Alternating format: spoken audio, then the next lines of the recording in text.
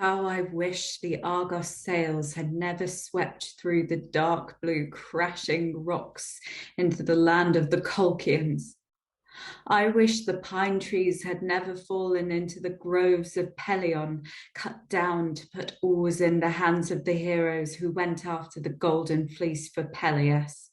Then my mistress Medea would not have sailed to the fortress of Iolcus land, her heart battered by love for Jason. And she would not have convinced the daughters of Peleus to kill their father, and would not have come here to live here on Corinthian soil with her husband and children, winning over the citizens of the country she had come to as a refugee, and obliging Jason in every way. This is what brings the greatest stability at home. When a woman does not challenge her husband. It has all gone sour now, affection turned to hatred. Jason has cast aside his children and my mistress, and now goes to bed in a royal marriage with the daughter of Creon, who governs this land. And Medea, in despair, rejected by her husband, howls out the oaths he swore and calls upon the right hand, a potent symbol of fidelity, invokes the gods to witness Jason's treatment of her. She won't eat. She just gives into her grief, washing away all the hours in tears. Ever since she realized her husband had abandoned her, she never looks up or raises her face from the ground. She's like a rock or wave of the sea, when those who love her try to give advice, except that sometimes she lifts up her pallid face and mourns for her dear father, her country, and the home she betrayed. To come here with this man who now holds her in contempt. The poor woman knows from bitter loss what it means to have once had a homeland. And she hates her children, takes no pleasure in seeing them. I'm afraid of her, in case she has some new plan in mind. She's a deep thinker, you know, and she will not put up with this kind of abuse. I know her, and I am terrified that in silence entering the house where the bed is laid, she might thrust a sharp sword through the heart, or kill the princess and the one who married her, and then suffer some greater tragedy. She is frightening. It won't be easy for an enemy to come out victorious in a battle with her. But here come the children from their play. They know nothing of their mother's troubles, for the childish heart is not used to grief.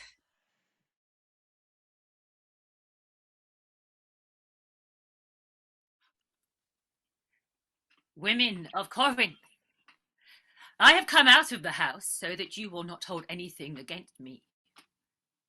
I know that many people are standoffish, some in the privacy of home and others in the public sphere. Some people because they are shy, and others and have acquired the ill repute of indifference. There is no justice in people's perception. There are some who, before they know a person inside out, hate him on sight, even if they have never been wronged by him. An outsider, in particular, must conform to the city, a native too. I do not condone self-absorbed people, who through insensitivity irritate their neighbours.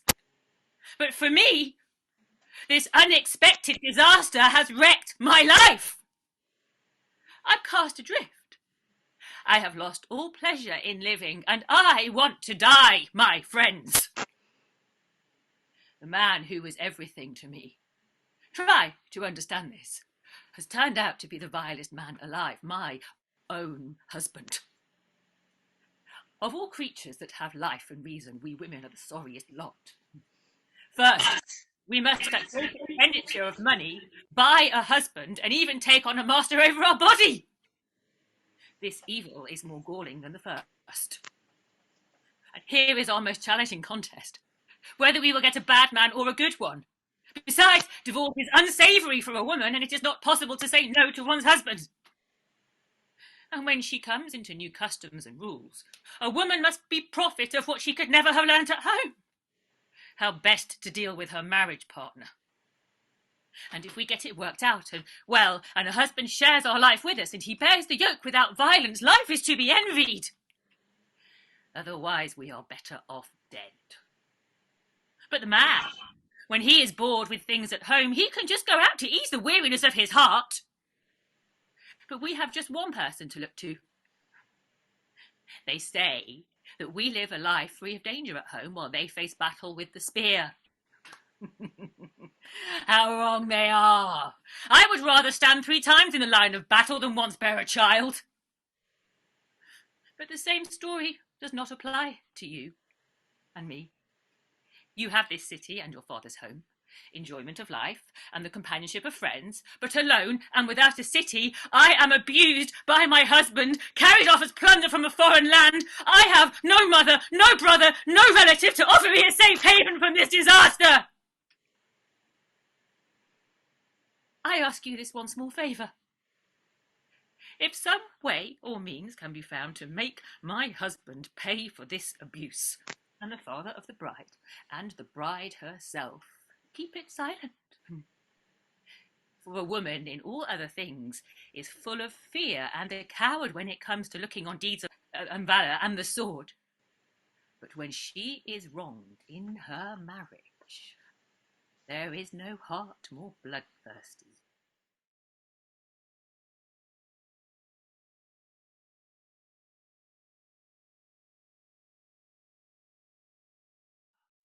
I command you to leave this land, taking your 2 children with you. Do not delay. Of this sentence of banishment, I am both judge and jury, and I will not go back home again until I have cast you outside the borders of my country. I am ruined, desperate. My enemies are unfurling all the sails, and there is no clear landing place from ruin. But still, though I am in dire straits, I want to know the reason. Why? Why are you banishing me from this country, Creon? This is not the first time, Creon, but over and over again. People's opinion has injured me and done me great harm. A man who has full use of his faculty should not educate his children in any special skills. Apart from the reputation they get for being unproductive, they will reap the enmity of citizens. If you try to show some clever innovation to the inept, you will seem useless and hardly skilled at all. If people in the city suspect you of being superior to those they believe ingenious, you will irritate them. And I share in this fate myself. Because I have skills, I suffer the enemy of some, and to others I am a rival. But I am not so very clever. And then you are afraid of me. What harm can you suffer from me? It is not in my power. Don't be afraid of me, Creon, to do wrong to the royal family. What wrong have you done to me? You married your daughter to the man you chose for her. But my husband, I do hate him. You, I think, have acted with good sense in this. Now I do not begrudge you your good fortune. Give your daughter in marriage, prosper. But let me live in this land. I have been wronged, but I will keep quiet. Defeated by my betters.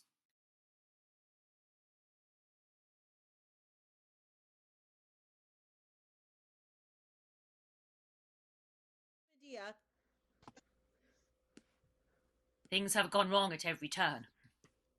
Who can deny it? But this is not how it will be. Don't even think it. There are still trials for the newlyweds, and for their kin no small troubles. Do you think that I would ever have fawned on him if not to get something or with some plan in mind? I would not even have spoken to him or touched his hands. He has reached such a state of recklessness that though he could have destroyed all my plans by forcing me out of the country, he has allowed me to remain this one day, in which I will turn 3 of my enemies into corpses: the father, the daughter, and my husband. I have many ways to kill them. I do not know which to try first, my friends. Whether I should set the bridal chamber on fire, or thrust a sharp sword through her liver in silence going into the house where the bed is laid. But there is one thing in the way. If I am caught entering the house in secret and carrying out my scheme, I will die and become a laughingstock to my enemies. Best the straight route in which I am most skilled, to take them off with poisons. So far, so good. And then they are dead. What city will take me in? What friend abroad will offer me asylum and a secure home and save my life? There is none. Let me wait a short time, in case some tower of strength will occur to me, and then with deceit and in silence proceed to the murder. But if I am driven by resourceless misfortune, I will myself take the sword, even if I must die, and kill them. I will go to such an extreme of daring. No! By the mistress I worship most of all and have chosen as my helpmate, Hecate, dwelling in the inmost recesses of my hearth, no one will bruise and batter my heart and get away with it. I will make their marriage bitter and painful, bitter the royal connection and my exile from this land. But come, spare nothing of what you know, Medea, planning and scheming. Go now to the edge. This is a contest for heroes. You see what you suffer. You must not be a laughing stock to these sons of Sisyphus and this marriage of Jason. You who are born of a noble father, son of the sun god. But you know all that. And besides, we are women, most helpless for the good, but skilled craftsmen of all that is evil.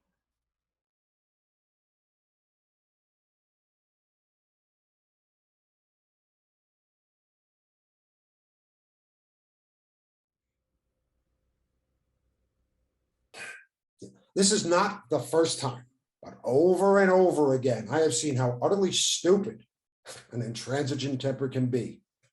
You had the chance to stay in this country and keep your home by patiently putting up with what your betters decide.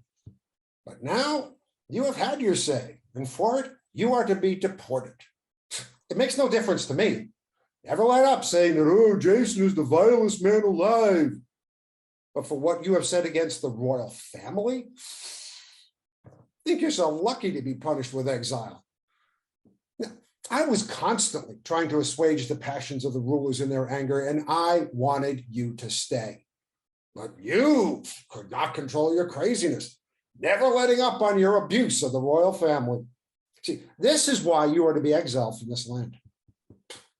Still, in spite of this, I have not yet come to renounce my loved ones, but because I care for your well-being, woman, so that you will not go into exile with the children in need or wanting for anything. Yeah, exile brings many problems in its wake. Even if you hate me, I could never think badly of you.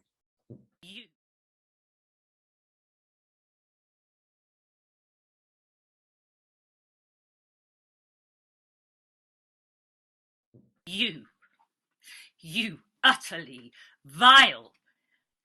This is the worst charge I have to say against your total lack of manliness.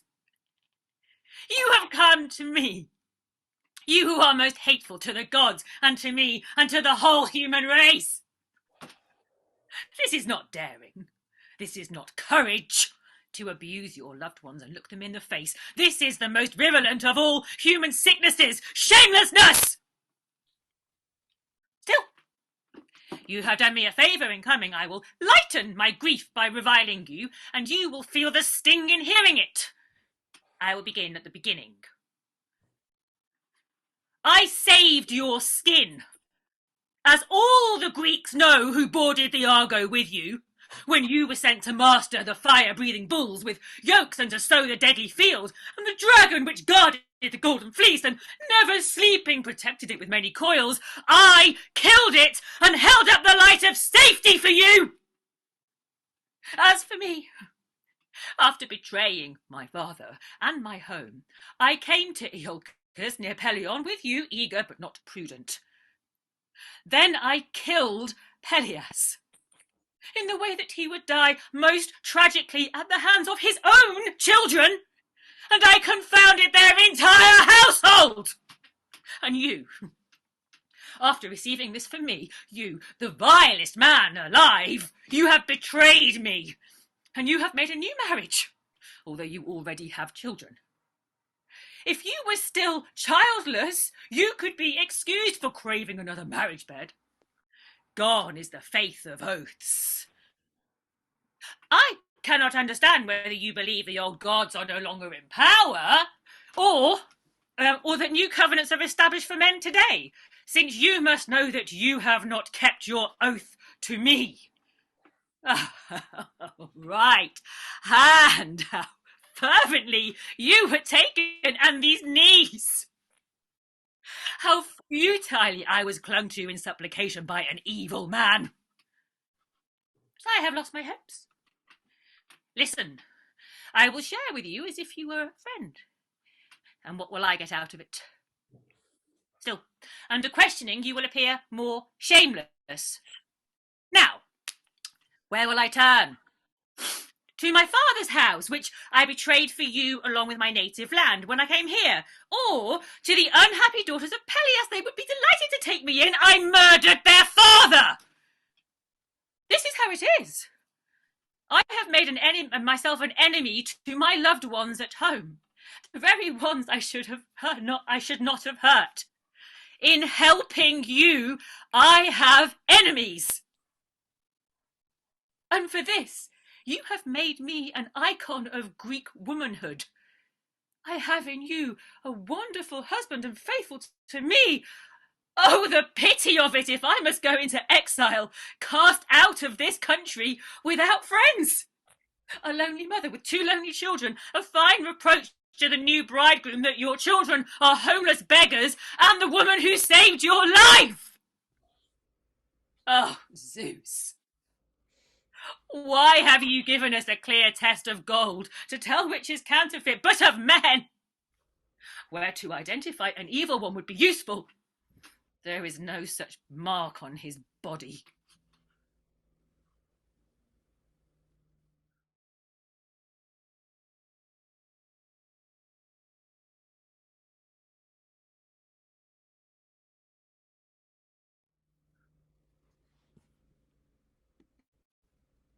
I must, it seems, practice my rhetorical skills and, like the skillful captain of a ship, shortening my sails, outrun the blasts of your tongue-lashing woman.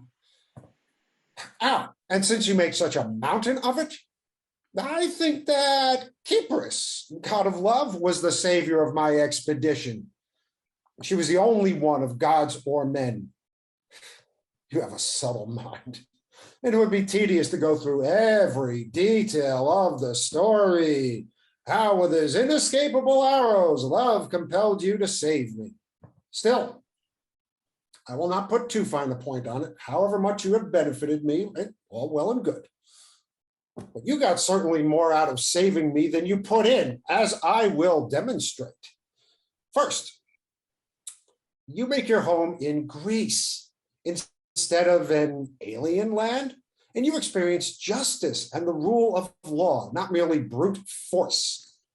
All the Greeks are aware that you are a wise woman and you have fame. If you still lived at the ends of the earth, no one would know your story. For me, let me have no gold in my home. Give me no song to sing sweeter than Orpheus's if my fate is to be unknown. This much I had to say about my labors. You are the one who turned our discussion into a contest. Now, the reproaches you heap on my royal marriage? Here, I will prove that I did the right thing and showed good sense. And finally, that I am a great benefactor to you and my children. Let me finish. when I arrived here from the land of Iolcus, dragging with me many useless encumbrances, what luckier opportunity could I have found than, as a refugee, to marry the king's daughter? It's not what's eating you, that I hated my marriage to you, was infatuated by a desire for my new bride. And not that I had a craving for more and more children. The ones I have are enough, and I am satisfied with them. But so that, and this is the point, we might live well and not be in need. I am well aware that even a friend shuns a poor man and stays out of his way. And I wanted to bring up children worthily of my house and father brothers to your children and put them on equal footing and join the family so that we could live well. What do you need with children? It's in my interest to help my living children with future offspring. Have I made bad plans? You would not say so if the marriage bed did not gnaw at you. But you have reached a point, you women, that if your marriage is in good order, you think you have it all. But if anything goes wrong in your marriage, the best and finest things you count as their opposite. Yeah, there should be some other way for men to produce children. Women should not have to exist at all. And then humanity would be saved a lot of trouble. Jason, you have given a very effective speech, but still to me, even if I speak out of character, you seem, in abandoning your wife, not to be doing the right thing. In many ways, I am different from most people. For in my estimation, anyone who is dishonest but speaks well deserves the greatest censure. In his confidence that he can conceal his injustice with rhetoric, he has the heart for any wrong. But he is not so very clever. And you, then, do not try your specious argument with me, for one world will lay you flat. You should, if you were not despicable, have made this marriage only after convincing me, and not in secret from your loved ones. Yes, of course. You would have been a fine confederate in this plan if I had told you of the marriage, which even now you do not have the mettle to put aside the great anger in your heart. That is not what stopped you. But your foreign marriage was not turning out glorious enough for you as you approach old age. You may be certain of this. It was not because of the woman that I made the marriage into the royal family, which I now enjoy, but just as I said before, wanting to give you security and to father royal brothers for my children, a support for my house. I pray never to have a happy life that is painful to me, nor wealth that eats away at my heart. You know how to change your prayer and appear wiser, huh? Pray that good things should never seem painful to you, and being well off, not to think that you are suffering misfortune. Carry on with your abuse, since you have a way out. But I am abandoned and exiled from this country. It's your own choice. Don't blame anyone but yourself. And what did I do? Get married and abandon you? You uttered curses against the royal house. Yes! And to your house I really am a curse. I will...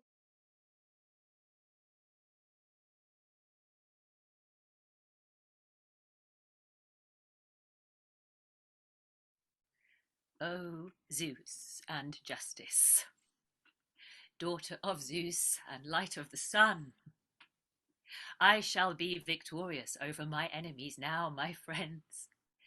I have set out upon my journey. Now I have hope that my enemies will pay the price. For where I was most in trouble, this man appeared as a safe haven of my plans. To him I shall attach a cable to guide me there, going to the city and fortress of Pallas Athena. And now I shall tell you all my plans. Hear my words, though there is no pleasure in them. I will send one of my servants to Jason, asking him to come into my sight. And when he comes, I will speak to him with ingratiating words, how I agree with him in all these things, and everything is fine. This royal marriage he has made after betraying me and I will say that it is advantageous and sensible. But I will beg for my children to stay here. Not that I would leave my children in hostile territory for my enemies to abuse, but so that with deceit I may kill the king's daughter. For I shall send my children with gifts in their hands, bringing them to the bride, asking for reprieve from exile, a finely woven dress and a tiara of beaten gold.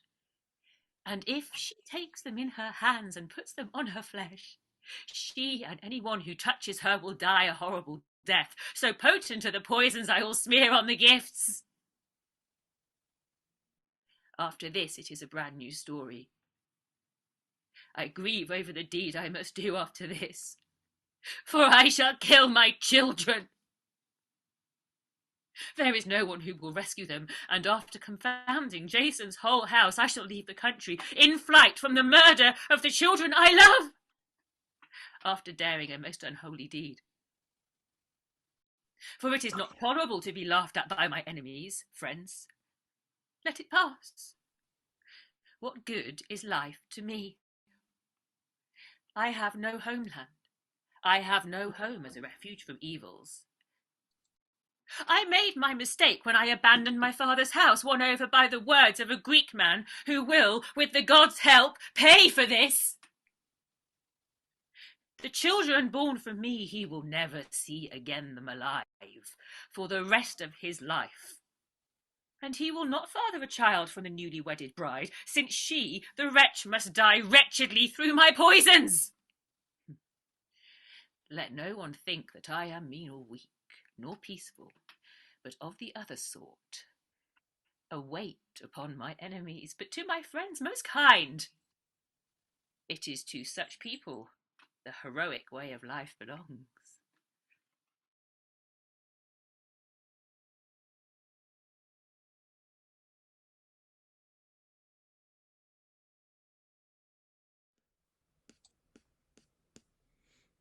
I have come at your bidding, for even though you hate me, I shall not fail you. I will hear what it is you want from me now, woman.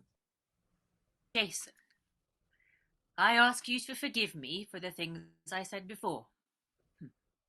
You're used to putting up with my temper, since so many acts of love have passed between us. I have gone over the arguments with myself, and I reproached myself. Stubborn woman! Why do I rave and show hatred to those who wish me well, and make myself an enemy to the rulers of this country and to my husband, who is doing the most advantageous things for us in marrying royalty and fathering brothers for my children? Shall I not give up my anger? What is wrong with me? The gods provide well. Don't I have children? Don't I know that I am a refugee in need of friends? In contemplating these things, I realized I was suffering delusion and that my rage was in vain. I accept it now. You seem to me to be acting logically in bringing us this marriage alliance, and I was foolish. I should have taken part in the arrangements and joined you in the ceremony and stood by the bed and taken delight in your bride as a member of the family. But we are what we are, we women. I will not say evil, but you should not copy our faults. Don't repay our craziness in kind. I give up and admit that I was wrong then. But now I have come to a better way of thinking. Children, come out of the house. Greet your father and speak to him with me and give up our earlier hostility to become friends again, along with your mother. We have made a truce and our anger is over. Take his right hand. Ah, me for our troubles. Secret sorrows flood into my mind. My children, will you live for a long time to stretch out your dear arms in this way? Ah, I am near tears and full of fear. At long last I have put aside the strife with your father, and tears fill my tender sight.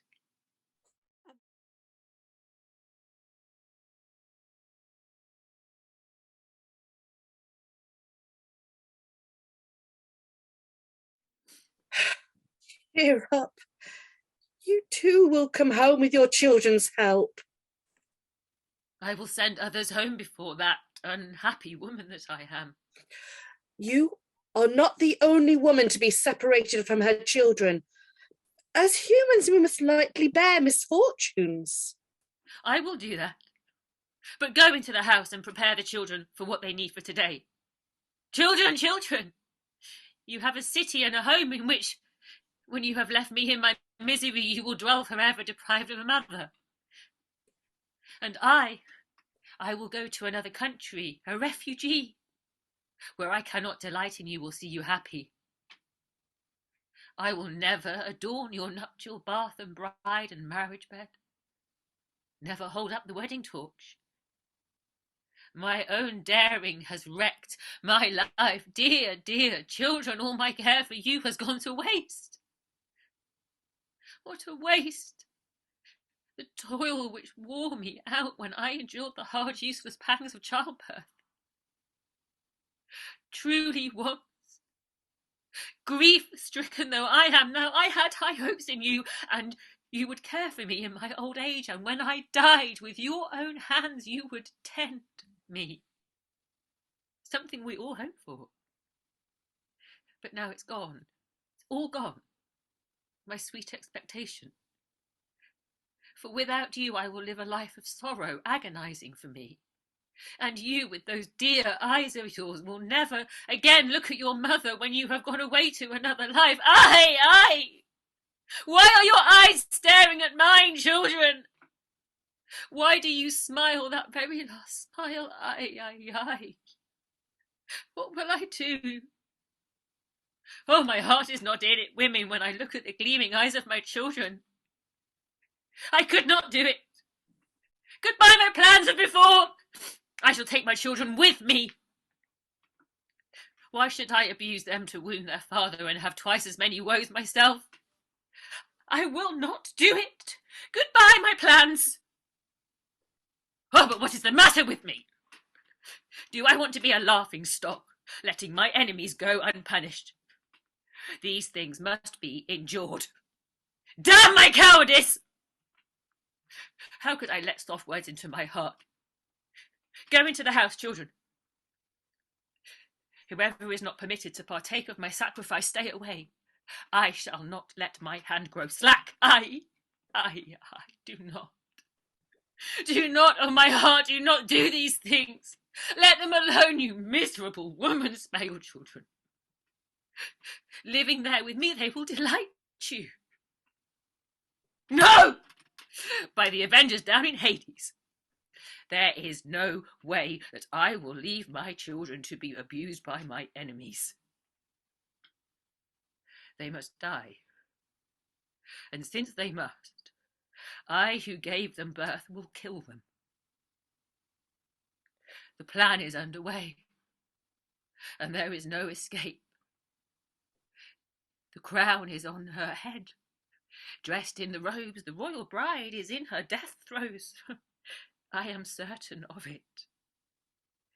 Now I shall set out upon a most sorrowful road, and I shall send them on one more sorrowful still. I want to speak to my children, dear children. Give your mother your right hand to kiss. Oh, dearest hand, dearest mouth, form a noble face of my children. May you be happy, but there. Your father has ruined everything here. Oh, sweet embrace. Oh, soft skin and lovely breath of my children. Go on. I am no longer able to look at you. I am overcome by wrongs. I understand what evil I am about to do, but my wrath is stronger than even my thoughts, which is the greatest cause of the greatest wrongs of humankind.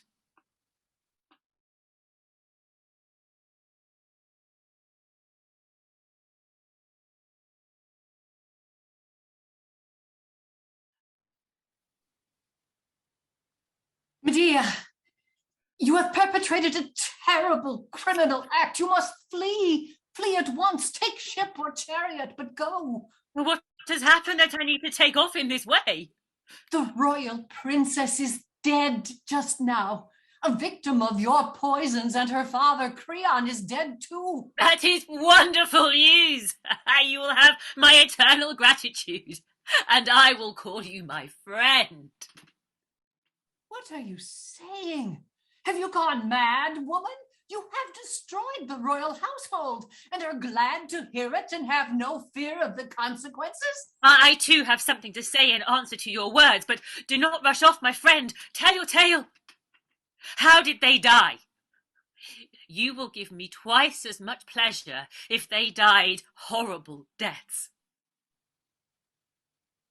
When your 2 children came in with their father and went to the bridal chambers, we slaves were glad, those of us who had been distressed before by your troubles. From ear to ear, talk spread quickly that you and your husband had called a truce to your earlier quarrel. One kisses a hand, another the blonde heads of the children. I was beside myself with joy and followed along to the women's quarters with the children. And our mistress, to whom we pay respect, now instead of you, before she caught sight of your 2 children, held her eyes fixed eagerly on Jason. But then she covered up her face and turned away her pale cheek, sickened by the approach of the children. But your husband was trying to assuage the rancor and the venom of the young woman by telling her this: do not be angry at my family. Won't you stifle your rage and turn back your face? Hold your husband's loved ones as your own. Take the gifts and ask your father to revoke the sentence of exile from my children for my sake. And she, when she saw the fine garments, did not resist, but agreed with her husband in everything. And before father and children were far from the house, she scooped up the fine robe and put it on. Then she fitted the golden crown around her curls, and with the shimmering mirror arranged her hair, smiling at the lifeless image of her face. And then she gets up from her throne and walks through the room, stepping lightly on her delicate feet, overjoyed with the gifts, again and again casting an eye upon her arched foot. And suddenly there was a terrible sight to see. The color drains from her face, her step unsteady. She tries to go back, trembling from head to foot, and barely manages to stumble into her seat and avoid falling on the ground. Then an old woman, one of her slaves, thinking a fit from Pan or one of the gods had seized her, let out a wail before she saw white foam streaming from her mouth, and from her eyes the pupils turned back, and the blood was drained from her skin. And then there came a terrible cry in answer to the wail. At once, one slave ran to her father's rooms, and another to her new husband to tell them what was happening to the bride. The whole house reverberated with the sound of running feet. By now, a fast walker, turning the last lap of the course, would be reaching his goal, and the poor woman, her eyes glazed over, stirred from her silence, and with a deep groan was trying to get up, but a twofold trouble was warring against her. The crown of gold around her head was spewing out an eerie steam of ravenous fire, and the fine robes, gifts from your children, were eating away the poor girl's beautiful flesh. She stands up and tries to escape, but she is on fire. She shakes her head this way and that, trying to throw off the crown, but all the more tightly the gold holds its bonds, and the fire, when she shook her head, burned twice as bright. Overcome by the disaster, she falls to the floor, unrecognizable to the sight of anyone but a parent. The condition of her eyes and her once lovely face were murky, and blood dripped from the top of her head with fire mixed in, and the flesh was dripping from her bones like sap from a pine through the hidden gnawing of the poisons. a terrible sight. We were all afraid to touch the body. We had her fate to teach us, but her poor father, in ignorance of the tragedy, suddenly bursts into the room and throws himself on the body. He cries out, and enfolding her in his arms, he kisses her and speaks to her. My poor child, which of the gods has mangled you so horribly? Who has made me an aged tomb to grieve for you? Ah, let me die with you, my child. And when he stopped his weeping and wailing, he wanted to raise up his old limbs, but was held back by the fine robes like ivy by the shoots of laurel. The struggle was hair-raising. He wanted to get up on his feet, but she held him fast. If he tried to use force, she tore the aged flesh from his bones. After a time, he was exhausted, and the poor man let go of life. He was not strong enough to fight the disaster. They lie dead together, child and aged father beside her. A tragedy that makes you want to cry. In my view, your part is beyond my telling. You will know how to escape punishment. Not for the first time, I find our loves are a shadow, and I am not too afraid to say that people who think they have everything figured out and are masters of logic, they are responsible for the greatest folly. No human being is happy. Strike it rich and you are luckier than your neighbor, but happy, never.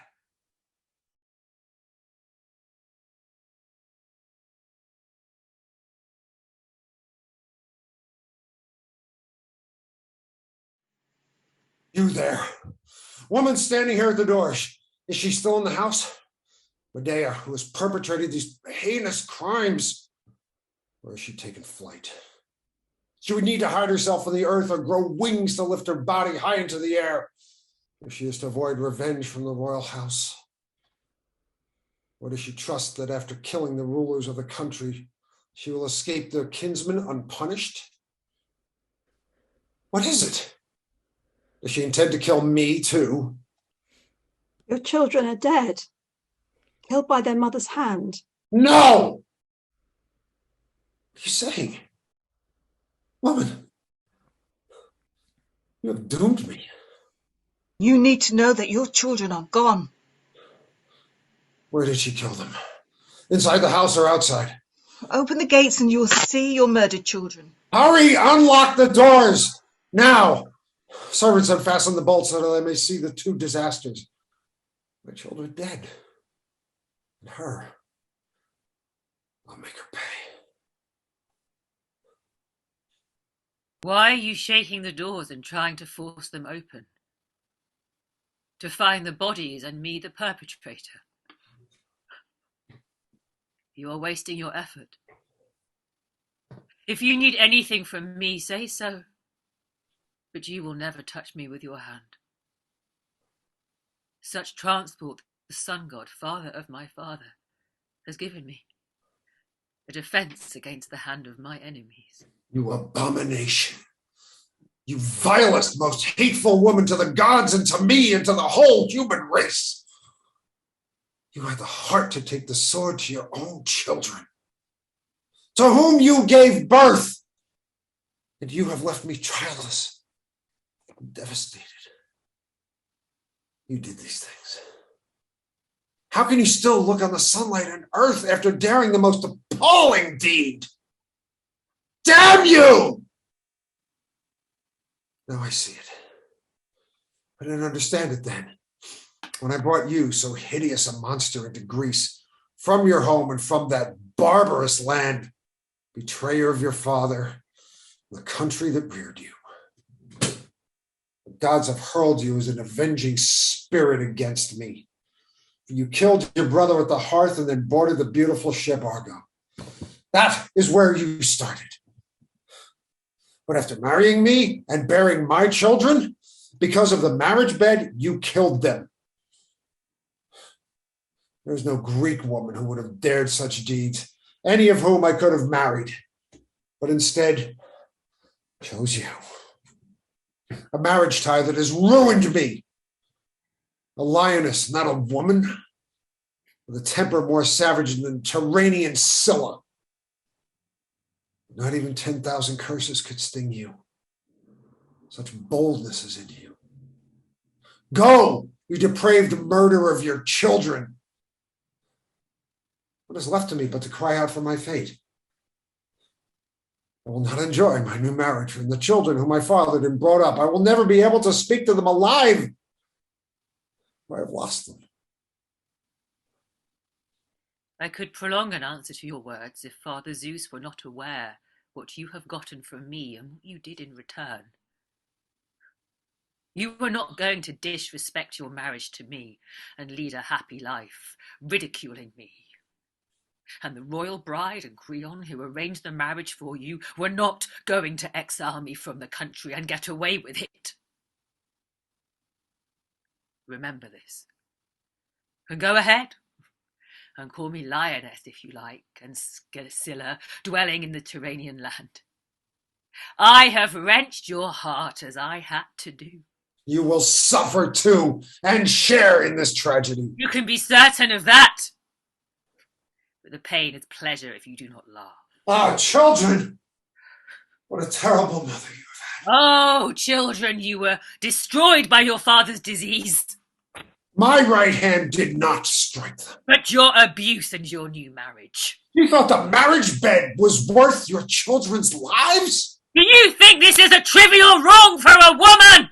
If she is a good woman, but to you, nothing is good. The children are dead. This will sting you. They are a pollution to you! The gods know who began this tragedy. Then they will know the vileness of your heart. Hate me! I, too, hate your irritating voice. And I yours. The separation is easy. What then? I too am eager to make my departure. Allow me to bury my children and mourn over them. No, never! I shall bury them with my own hand, taking them to the sanctuary of Hera Acraia, so that none of my enemies will defile them by tearing up their graves. And in this land of Sisyphus, I shall authorize a sacred festival and ritual to last forever for this unholy murder! And I shall go myself to the land of Erechtheus to live with Aegeus, the son of Pandion. But you, a coward, you will die a coward's death as you deserve. Struck on your head by a remnant of the wreck of the Argo, seeing a bitter end to your marriage and me. May the avenger of children destroy you, and justice that haunts murderers. What god or divine spirit would listen to you, an oath-breaker and deceiver of guests? Ah! Loathsome child murderer! Go home and bury your wife! I am going! Denied rights to my own children. Do not mourn yet. Wait for old age. Ah, dearest children. To their mother, not to you. And yet, you killed them. To wound you. I long to kiss the sweet lips of my children. Now you speak to them. Now you love them. Before, you push them aside. In the name of the gods, let me touch the soft skin of my children. That will not happen. Your words are thrown into the empty air. Ah, Zeus! Do you hear how I'm driven away and what I suffer from this loathsome child killer, this lioness? This is all that's left to me. All that I can do. To mourn and cry out to the gods and call the divine spirits to witness how she killed my children. It keeps me from touching them with my hands and to bury their bodies. I wish I had never fathered them to see them destroyed by you. Of many things Zeus in Olympus is keeper. Many other things the gods bring about against all reason, and what is looked for does not happen after all. Yet a god finds the way for the unexpected. That is how this story has ended.